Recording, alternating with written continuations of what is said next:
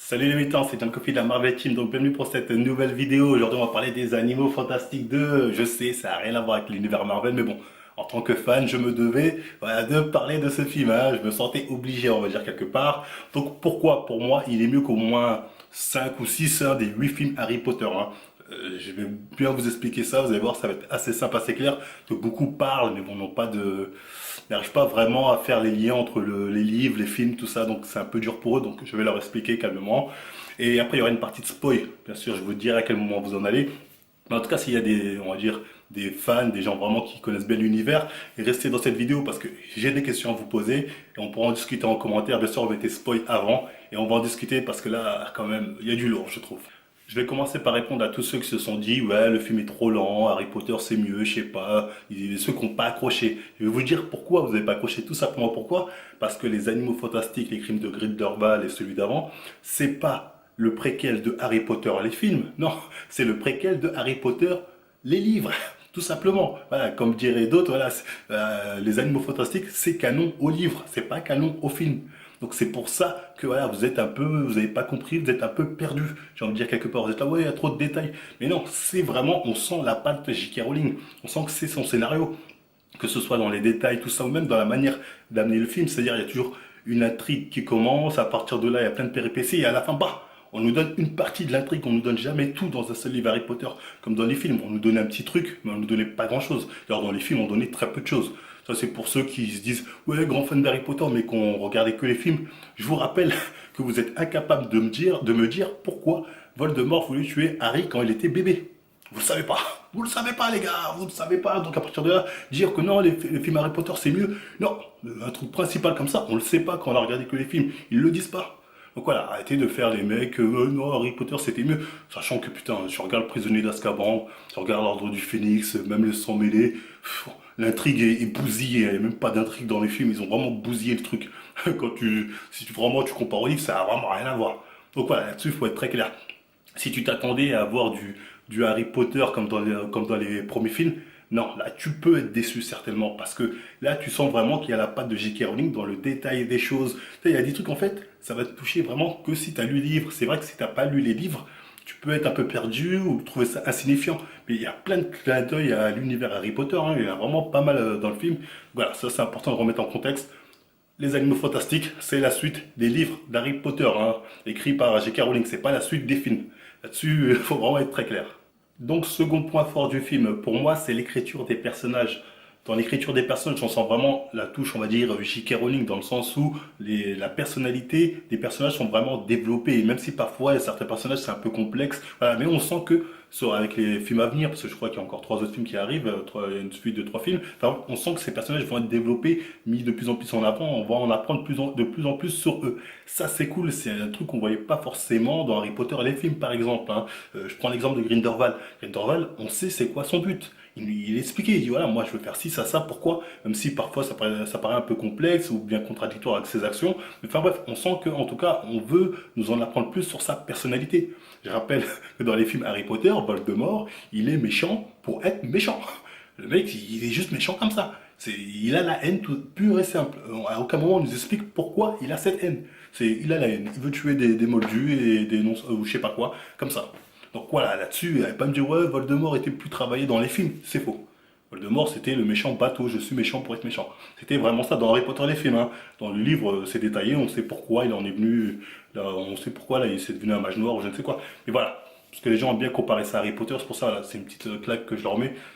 Prenez du recul un peu sur ça et regardez bien les films Harry Potter, vous allez voir que c'était pas si ouf que ça en fait. Ensuite voilà, au niveau du scénario, franchement ça tient debout. Certes tu te poses plein de questions encore, il y a des trucs, tu te dis attends j'aimerais bien les réponses de ci, de ça. D'ailleurs on va en parler après dans la partie spoil, mais tu sens que tu auras les réponses à tes questions.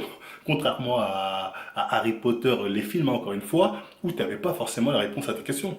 Je rappelle que, par exemple, la prophétie de Trelawney, on ne sait pas ce que c'est. À aucun moment ils disent c'est quoi. On ne sait pas comment Rogue a été au courant, comment il l'a transmis à Voldemort, et ensuite pourquoi il est parti voir Dumbledore pour lui dire attention, nanana, Voldemort. On ne nous explique même pas ça. Pourtant, c'est des trucs vraiment essentiels. Ça, vous le savez pas, les gars, quand vous regardez que le truc. Peut-être vous n'êtes pas posé la question en même temps. Mais moi, à l'époque, j'ai regardé, je me suis dit, ouais, mais il y a des trucs, je pêche pas. Voilà. Pour ça, que je me suis mis dans les bouquins d'ailleurs, parce que je me suis dit, attends, mais c'était pas mal, mais je me dis, il y a des trucs, c'est pas logique, ça tenait pas debout. Enfin bref, tout ça pour vous dire que scénaristiquement, ça se tient. On se pose des questions. Mais il y a encore 3 autres films qui arrivent et je pense, comme c'est J.K. Rowling à l'écriture, on aura forcément les réponses là-dessus, je m'inquiète pas. Après, au niveau des effets spéciaux, honnêtement, ceux qui me disent ouais, too much, ça a abusé, oh, je sais pas quoi, trop de pouvoir. Et là, c'est des adultes. Les mecs, c'est tous des niveaux horreur. C'est plus Harry Potter ou c'est des lycéens ou je ne sais quoi. Ils viennent d'avoir le bac, les mecs. Non, là, c'est forcément, au niveau des sorts, ça va aller. Les mecs, ils ont le niveau, ils ont plus besoin de prononcer un truc pour faire pour jeter des sorts. Donc voilà. Ça, dans les livres, on nous explique bien qu'à un certain niveau, tu n'as même plus besoin de prononcer une formule des fois pour jeter un sort. Donc voilà, là-dessus, ça se tient. Hein. J'ai pas trouvé d'incohérence là-dessus, hein, contrairement à ce que certains ont pu dire. Après, certes, c'est les animaux fantastiques, le titre, il n'y a pas vraiment, c'est pas vraiment mis en avant, ni le délire, les crimes de Grindelwald. Bon, tu dis, les crimes peut-être, qui va faire quand tu regardes le film, parce que bon, c'est un titre putaclic, un peu. C'est un titre putaclic, mais le film est bien en soi. Honnêtement, moi, j'ai bien aimé. Après, comme j'ai dit, peut-être faut avoir lu le livre pour vraiment apprécier ce film. Voilà, après, je sais pas, mais je trouve que on est dans le détail, on est dans le vrai scénario qui va se développer, on sent qu'on va avoir des réponses à nos questions, contrairement aux autres films voilà, Harry Potter, où tu te posais plein de questions et au final, tu n'avais jamais de réponse. Donc là, on va pouvoir commencer la partie spoil hein, du film. Donc voilà, si vous n'avez pas envie de spoil, vous pouvez vous en aller dès maintenant. De toute façon, je vais plus parler des trucs qui ont un lien avec les livres plutôt qu'avec les films Harry Potter. Donc peut-être ça va pas vous gêner tant que ça. Enfin bref, déjà une petite remarque d'ailleurs, il y a une petite incohérence dans le fait que Grindelwald ait les yeux verrons, sachant que dans Harry Potter 7, même dans le film d'ailleurs, Harry à un moment a une vision de Grindelwald qui vole la baguette de Suro, et dans la vision, Grindelwald il a pas les yeux verrons. S'il avait les yeux verrons, je pense qu'Harry Potter aurait remarqué ce détail et aurait peut-être su plus facilement qui était Grindelwald. Enfin bref, c'est un détail, mais quand même, j'ai trouvé comme une petite incohérence, faut bien relever ça. Après, sinon, ouais, on a appris des choses sympathiques, notamment sur Nagini, hein, le serpent qui suivait souvent Voldemort. On sait ses origines, hein, parce qu'on se disait, ouais, c'est vrai que pour un serpent, il était assez spécial. Maintenant, on sait pourquoi, bah, tant mieux. Après, il y avait un autre truc aussi où je me posais des questions, c'était sur la famille Lestrange. Bah, on nous apprend que toute la lignée des mecs de la famille Lestrange, c'est foutu. Si j'ai bien compris, hein. Si je me trompe, dites-le moi en commentaire. Donc je me dis, voilà, Bellatrice Lestrange, qui était son mari? Parce que je sais que c'était une blague de base, mais qui était son mari? C'était bien Lestrange. Donc, voilà, si la lignée est morte, comment elle qui est née après Voldemort d'ailleurs, a pu trouver un Lestrange? Donc voilà, j'espère vraiment qu'on aura une explication, sinon ça fait quand même une incohérence assez grosse, hein, faut bien le dire. D'ailleurs, oui, je voulais une petite remarque, parce que je sais qu'il y en a beaucoup ceux qui n'ont pas lu le livre, ils étaient un peu perdus avec tous ces noms, prénoms. C'est vrai que si vous n'avez pas lu le livre, voilà, les liens familiaux, tout ça, ça doit être un peu compliqué, peut-être relou même. Mais bon, pour ceux qui ont lu les livres, on arrive facilement des fois à faire des liens. Ensuite, le truc le plus gros, c'est à la fin du film, quand on apprend que Croyance, hein, je crois que ça s'appelle comme ça, est en vrai le frère de Dumbledore. Et là, moi, ça personnellement, ça m'a étonné à moitié. Pourquoi? Parce que quand j'avais vu déjà les Animaux Fantastiques 1, j'avais déjà émis une théorie ou une hypothèse, c'est-à-dire que la sœur de Dumbledore, qui s'appelle Arya, je crois, dites-moi si je me trompe, à l'époque, on sait qu'elle a refusé d'utiliser ses pouvoirs magiques, qu'elle était mise de côté, qu'elle était cachée, parce qu'en gros, elle pouvait faire d'après ce qui est dit, je crois, dans le livre, en gros, parfois elle laissait exploser son pouvoir et ça faisait des dégâts. Et là, à l'époque, quand j'ai regardé les Animaux Fantastiques 1, je me suis dit, bah oui, en fait, sa petite sœur à Dumbledore, c'était déjà un Obscurial ou Obscuro, je sais plus comment ils appellent ça, enfin bref, vous me direz ça en commentaire. Donc c'était déjà un Obscuro ou un Obscurial, sa sœur. Donc, logiquement, ça c'est ma théorie, mais je pense que 100% des cas, c'est maintenant qu'on dit tous ces détails, tu fais lien, 100% de chance que sa sœur c'était un obscuro. C'est pour ça qu'elle n'utilisait pas ses pouvoirs, etc., qu'elle était cachée un peu, tout ça. Donc voilà.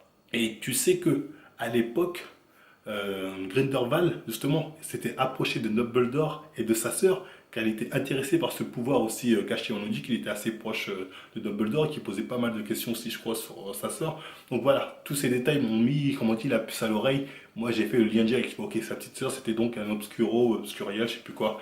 Et là, quand on nous apprend que Croyance est le frère de Dumbledore, je me dis oui, ça tient debout parce qu'il y a ce lien, le côté obscuro, obscuro, obscurial, je sais plus quoi. Enfin bref, il y a ce côté-là qui les lie. Et l'autre question qu'on peut se poser, c'est comment Grindelwald a su que Croyance était le frère de Dumbledore.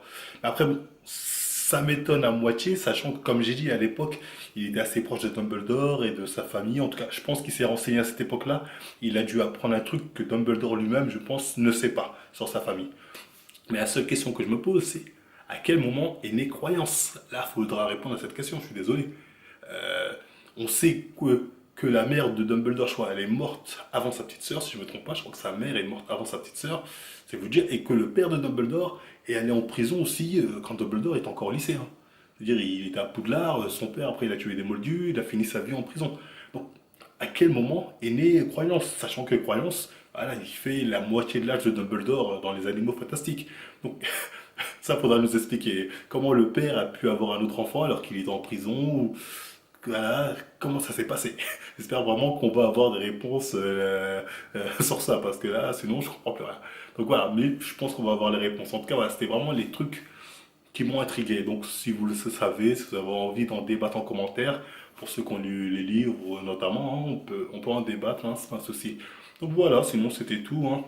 Pour la partie spoil, c'est vraiment les trucs qui m'ont intrigué encore une fois. Bah, si ça vous a plu, bah, on like, on partage, on s'abonne. On n'hésite pas à nous suivre sur Facebook et Instagram pour être tenu au courant des nouvelles vidéos à venir. Et moi, je vous dis à la prochaine vidéo.